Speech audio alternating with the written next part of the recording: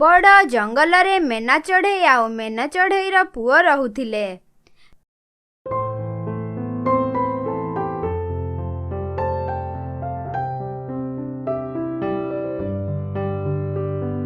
MENA ଚଢ଼େଇ ତାର ପୁଅକୁ ଘରେ ଛାଡ଼ି ଜଙ୍ଗଲକୁ ଖାଦ୍ୟ ଆଣିବା ପାଇଁ ଚାଲିଯାଏ।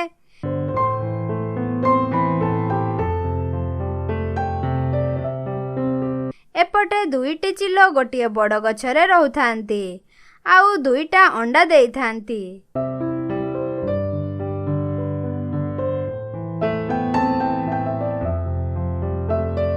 ଚିଲର ସ୍ତ୍ରୀ କୁହେ, ଆରେ ଆମର ତ ଏତେ ଛୋଟ ଘର, ଆମେ ଏହି ଘରେ ରହିବା କେମିତି? ଏଇ କିଛି ଦିନ ମଧ୍ୟରେ ଆମର ପିଲାମାନେ ବାହାରକୁ ଆସିବେ ଆଉ ଆମର ବଡ଼ ଫ୍ୟାମିଲି ହୋଇଯିବ। ଆମେ ଏହି ଛୋଟ ଘରେ ଆଡଜଷ୍ଟ କରି କେମିତି ରହିବା?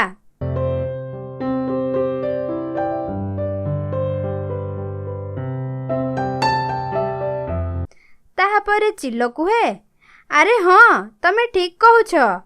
ତାହେଲେ ଚାଲ ଆଜିଠୁ ଆମେ କାମରେ ଲାଗିଯିବା ଆଉ ବହୁତ କମ୍ ଦିନ ଭିତରେ ଆମେ ଗୋଟିଏ ବଡ଼ ଘର ତିଆରି କରିବା। କିନ୍ତୁ ତମେ ଯାଅ, ଆମ ଦୁଇ ଜଣଙ୍କ ପାଇଁ ଖାଦ୍ୟ ଆଣିବ ଆଉ ମୁଁ ଯାଉଛି କିଛି କୁଟା କାଠି ଆଣିବି। ଘର ବନେଇବା ସହିତ ଶିକାର କରି ଖାଦ୍ୟ ମଧ୍ୟ ଖାଇବା।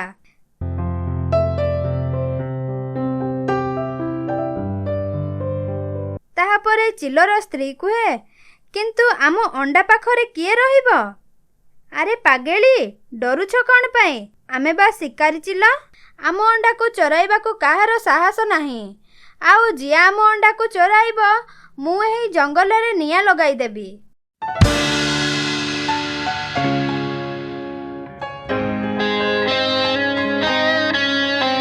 ଦୁଇ ଚିଲ ନିଜ ନିଜ କାମରେ ଚାଲିଗଲେ।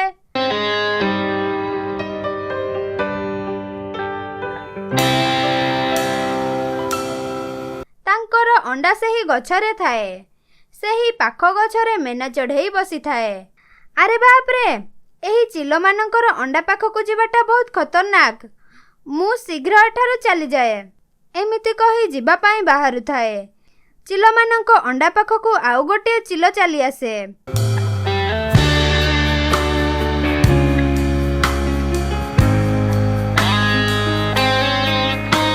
ଆରେ ବାଃ, ଏଠାରେ ତ ଦୁଇଟା ଅଣ୍ଡା ଅଛି ଆଉ ତାର ବାପା ମା ମଧ୍ୟ ଏଠାରେ ନାହିଁ। ମୁଁ ଏହି ଦୁଇଟା ଅଣ୍ଡା ଆରାମସେ ଖାଇ ଏଠାରୁ ଚାଲିଯିବି। ଏମିତି କହି ସେହି ଚିଲ ଅଣ୍ଡା ଦୁଇଟା ଖାଇଦିଏ।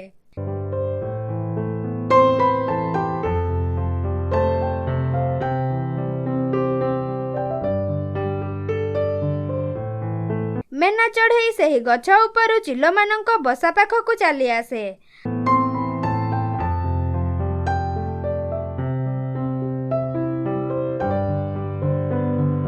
ଆରେ ଏ ଦୁଷ୍ଟ ଚିଲ, ତୁ କ'ଣ କଲୁ? ତୋରି ପରିକା ଦୁଇଟା ଚିଲଙ୍କ ଏଠି ଅଣ୍ଡା ଥିଲା ଆଉ ସେମାନେ ଶିକାର କରିବାକୁ ଯାଇଛନ୍ତି। ତମେ ସେମାନଙ୍କ ଅଣ୍ଡା ଖାଇଦେଲ। ଏବେ ସେମାନେ ଆସିଲେ ଏହି ଜଙ୍ଗଲ ଛାରକାର ହୋଇଯିବ ଆଉ ସେମାନେ ତମକୁ ମଧ୍ୟ ଛାଡ଼ିବେ ନାହିଁ। ଚିଲଟି ବହୁତ ଜୋରରେ ଡରିଯାଏ।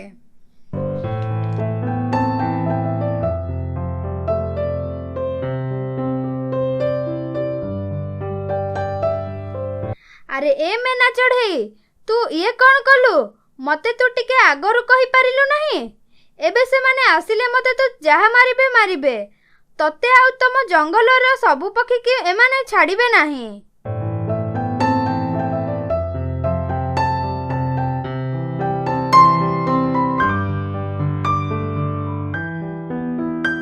ଆରେ ଚିଲ ଭାଇ, ତମେ ତାଙ୍କ ଅଣ୍ଡାକୁ ଖାଇଛ, ସେ ଆମକୁ କ'ଣ ପାଇଁ ମାରିବେ? ଏମିତି କହି ମେନା ଚଢ଼େଇ ସେଠାରୁ ଉଡ଼ିକି ଚାଲିଯାଏ।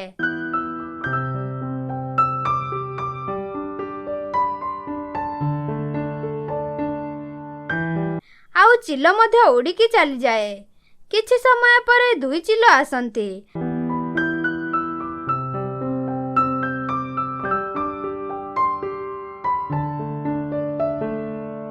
ଆଉ ଦେଖନ୍ତି, ତାଙ୍କ ବସାରେ ତାଙ୍କ ଅଣ୍ଡା ନାହିଁ।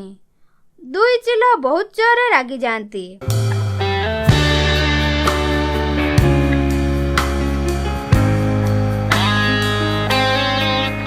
ଆରେ କାହାର ଏତେ ସାହସ ହେଲା? ମୋରି ଅଣ୍ଡାକୁ କିଏ ଖାଇ ଚାଲିଗଲା? ମୁଁ ଏବେ କାହାକୁ ଶାନ୍ତିରେ ରଖାଇଦେବିନି।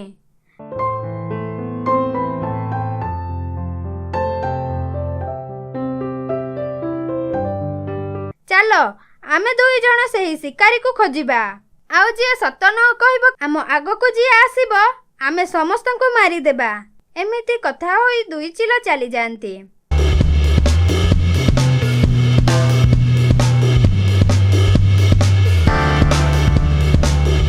ବାଟରେ ଶୁଆ ଗୋଟିଏ ଗଛରେ ବସିଥାଏ।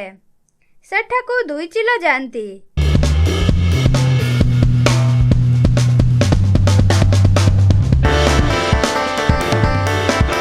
ଆରେ ଶୁଆ, ଆମର ଅଣ୍ଡା କିଏ ନେଇଛି ତୁ ଜାଣିଛୁ କି? ଶୁଆ କୁହେ, ମୁଁ ତମ ଅଣ୍ଡା ବିଷୟରେ କିଛି ବି ଜାଣିନି, ତମେ ମୋତେ ଛାଡ଼ିଦିଅ। ତାହାପରେ ଦୁଇ ଚିଲ ଶୁଆକୁ ମାରି ଦିଅନ୍ତି।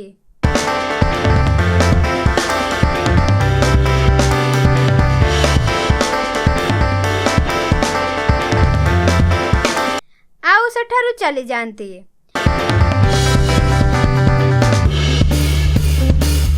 ବାଟରେ ଯିଏ ଥାଏ ତାକୁ ଯାଇକି ପଚାରନ୍ତି, ଆଉ ସିଏ କିଛି ନ କହିଲେ ତାକୁ ମାରି ଦିଅନ୍ତି।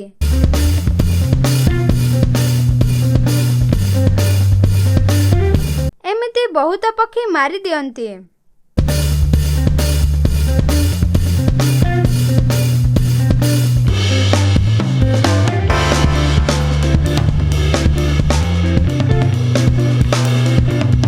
ଚିଙ୍କି ଚଢ଼େଇ ମେନା ଚଢ଼େଇ ପାଖକୁ ଆସେ।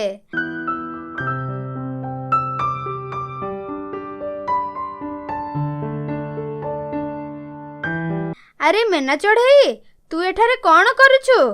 ତୁ ତୋର ପୁଅ ସହିତ ଚାଲ, ଏହି ଜଙ୍ଗଲ ଛାଡ଼ି ଚାଲିଯିବା। ଆରେ ଚିଙ୍କି ଦିଦି, କ'ଣ ହୋଇଛି? କ'ଣ ପାଇଁ ଆମେ ଜଙ୍ଗଲ ଛାଡ଼ି ଚାଲିଯିବା?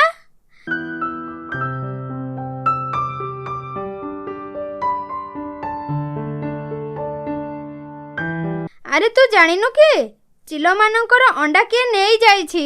ସେଥିପାଇଁ ଦୁଇ ଚିଲ ପାଗଳ ଭଳି ହେଉଛନ୍ତି, ଆଉ ତାଙ୍କ ଆଗରେ ଯିଏ ଆସୁଛି ତାକୁ ମାରି ଦେଉଛନ୍ତି।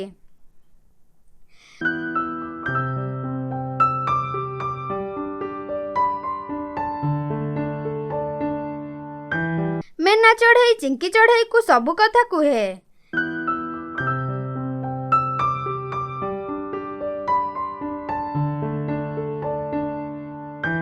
ଚିଙ୍କି ଚଢ଼େଇ କୁହେ, ଆରେ ଏବେ ଆମର କ'ଣ ହେବ? ଚିଲମାନଙ୍କ ହାତରେ ଆମର ଜୀବନ ଯିବ। ତାହାପରେ ମେନା ଚଢ଼େଇ କୁହେ, ଚିଙ୍କି ଦିଦି, ମୋରି ପୁଅ ତମକୁ ଲାଗିଲା। ମୁଁ ଯାଉଛି, ଚିଲମାନଙ୍କୁ ସବୁ କଥା କହିବି, ଆଉ ଆମେମାନେ ତାର କିଛି କରିନାହାନ୍ତି ବୋଲି ତାକୁ କହିବି। ଏମିତି କହି ମେନା ଚଢ଼େଇ ଚିଲମାନଙ୍କ ପାଖକୁ ଚାଲିଯାଏ।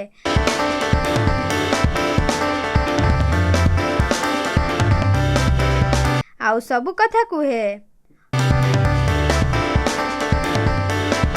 ଦୁଇ ଚିଲ ଯାଇ ସେହି ଚିଲକୁ ଖୋଜିକି ମାରି ଦିଅନ୍ତି। ଏହିପରି ନୂଆ ନୂଆ ଭିଡ଼ିଓ ଦେଖିବା ପାଇଁ ଆମ ଓଡ଼ିଆ କାର୍ଟୁନ ବାର୍ଡ ଚ୍ୟାନେଲକୁ ଲାଇକ୍, ସବସ୍କ୍ରାଇବ୍ ଆଣ୍ଡ ସେୟାର କରନ୍ତୁ ଏବଂ ନୂଆ ନୂଆ ଭିଡ଼ିଓ ଦେଖୁଥାନ୍ତୁ।